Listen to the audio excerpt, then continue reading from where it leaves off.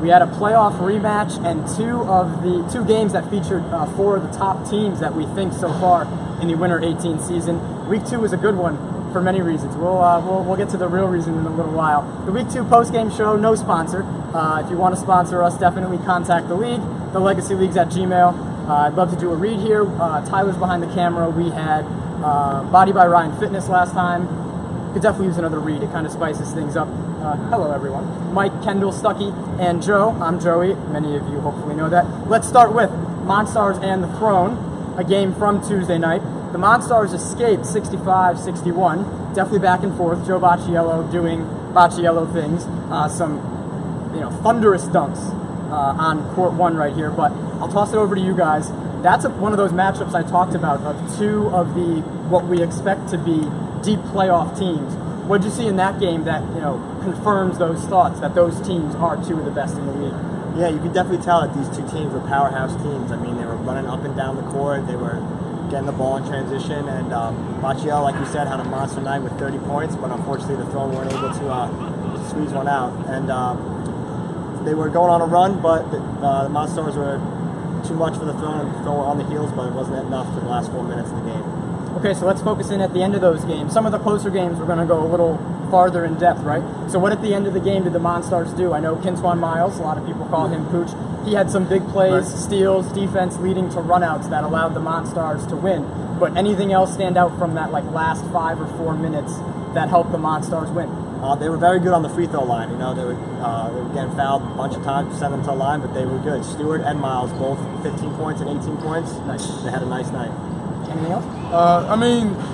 It was a back and forth battle the entire game, right? That last 4 or 5 minutes, it was truly determined because they switched. They put Pooch on Bacciello.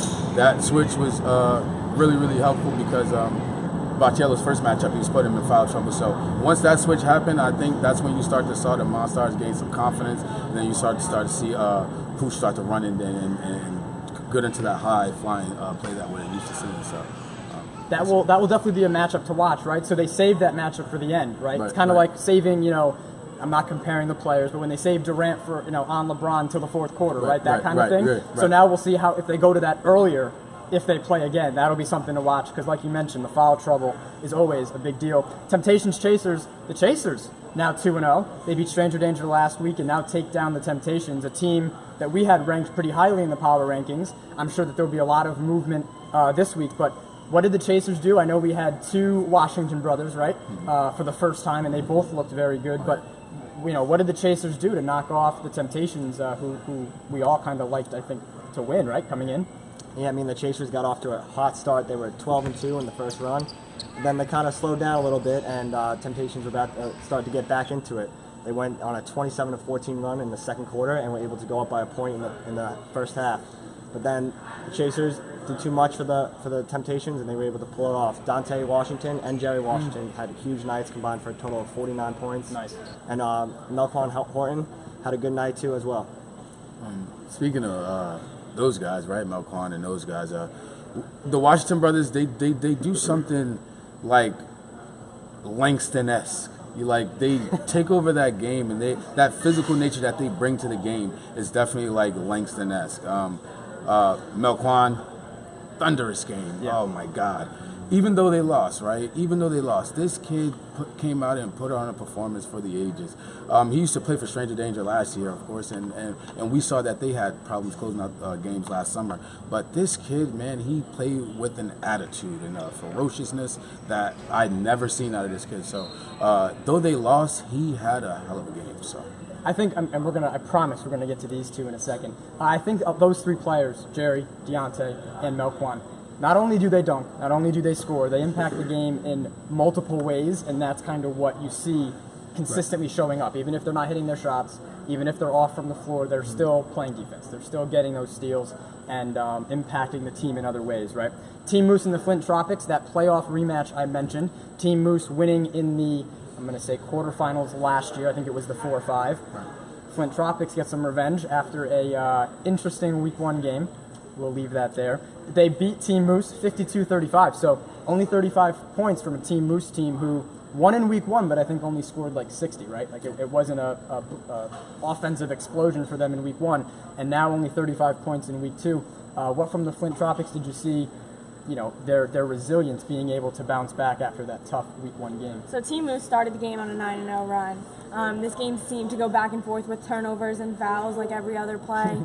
Going into half, Flint was only up 2.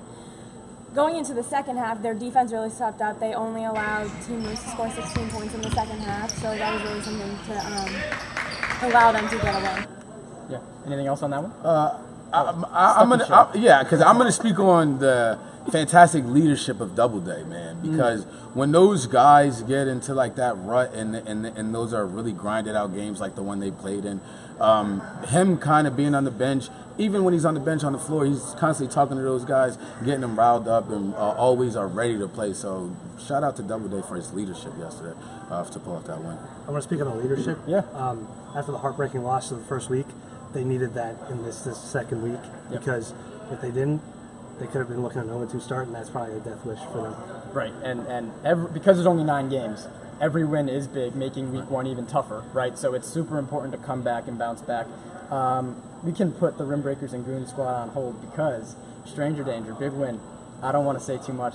I'm already smiling. They beat BS&B 57-51. Right.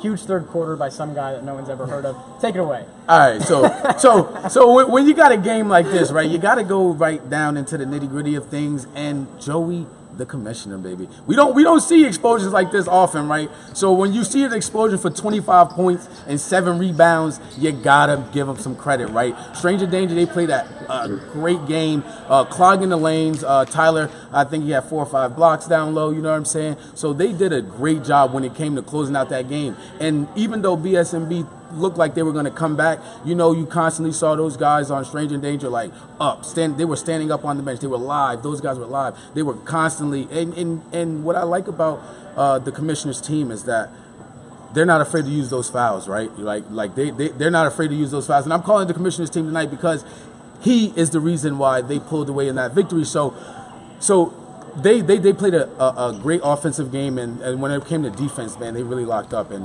had a great game. So shout out to Stranger Danger.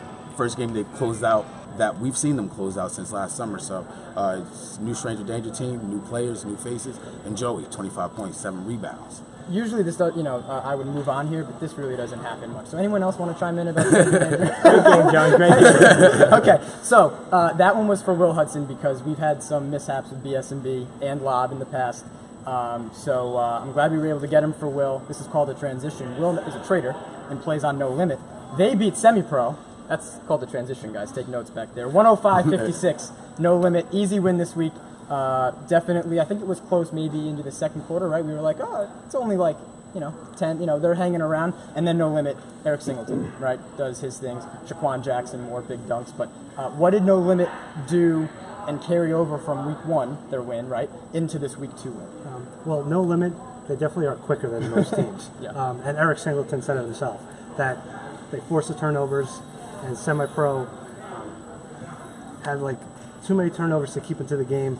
So No Limit cementing themselves as one of the dominant teams here in the Legacy League early on. It turned more into a dunk contest, and that's fitting with Eric Singleton winning the dunk contest in the summer. And he also had big words for anybody else who coming his way. And he said, don't even show up to the games next time, whoever they play next. I'm just going to cut in epic interview. He said, anyone we play ever, just don't show up. So I love it. That's just confidence on 1,000, right? Yeah. Anything else on that one? I mean, they added Eric Singleton to an already stacked No Limit team. Like, of course his confidence is going to be exuberating off of him, of course, because he went from a team that he was the guy, right? And then he goes from being the guy to insert him on a No Limit team where he can play a role. Oh, my God. And he can score 40 points and fill up the rim. Of course he's going to have confidence. Come on, that No Limit team is stacked. Speaking of new additions, new teams, Goon Squad, maybe without one of their new additions, Scott Borchardt, for a little while. I know he left with like an ankle injury. We'll get an update on that for you. But Goon Squad fell to the Rim Breakers 70-60 on Monday night. So they won week 1, right, Goon Squad? And I think we were starting to kind of, okay, this team has the makings of maybe they'll, win 6, 7, 8 games. Is that still what you guys think? And like, what'd you see from, their game this week, either way? I mean, first off, when you talk about Matt Marconi and those guys, we know that they're going to get it together. So let's not count them out yet. A big loss because they're losing that crafty guard, bringing the ball up court. Man, he makes plays, and his dribble drive penetration skills is phenomenal, and that's what gives Matt and those guys open shots. But the other side of the ball, on that offensive side for rim breakers, oh my God, these are men. Like I say it every week, and these are men. Like up and down, up the court, down the court, up the court, down the court. They never stop running. Like it's like they've got like a hustle nature about them that even if they don't play the most fundamentally sound basketball game, you know that they're gonna outrun any team that they on the floor with. So, and that's just what showed. Once Marconi and those guys lost that their guys, I mean they kind of got flat a little bit. So. But don't count them out. Don't count them out because that's a Goon Squad team. Rim breaker thoughts? Because we talked a lot about Goon. I mean, rim win. That's a big win. As a new team, you kind of always have to earn it, prove yourself, right? That's one of these wins to prove it. Yeah, absolutely. You know, starting off 2-0 as a new team, you know, gives a big statement to the rest of the league. And you know, they're a likable team. You know, I enjoy watching them, so I hope they can keep it going.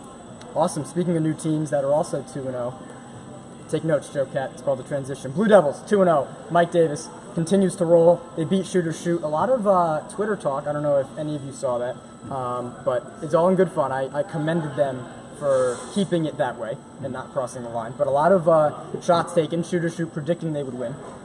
Didn't happen. 102-63, but what'd you guys see from the Blue Devils? I didn't see too much of that game. So what'd you see? Anyone but Stucky, to be honest. This is not the. You have Stucky standout. This is not. This is not the Stucky show. All right. What'd you see from the Blue Devils? Performance tonight. So you mentioned Mike Davis. He had 32 points. The first half, there was no defense whatsoever on either side. Going into the second half, though, the Blue Devils just exploded. Mike Davis, it seemed like every shot he was hitting from the perimeter was falling in without even touching the rim. Like, it was incredible. You know, the rest of the team, there was a lot of assists. Like, they pass the ball. They're very, they talk a lot on the floor. It's really fun to watch them. Yeah, I think they just dominated on the boards. I mean, the team had no other chance to get any rebounds, and, you know, rebounds are a huge part of the game. Gives you more possessions, more time to get more buckets, and that's what happened. All right.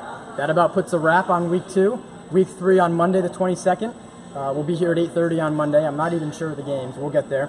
Stay tuned for power rankings, top plays, and we'll have highlight videos from all the games on the site, thelegacyleagues.com. For the crew, I'm Joey, and we'll see you in Week 2. Thanks for watching.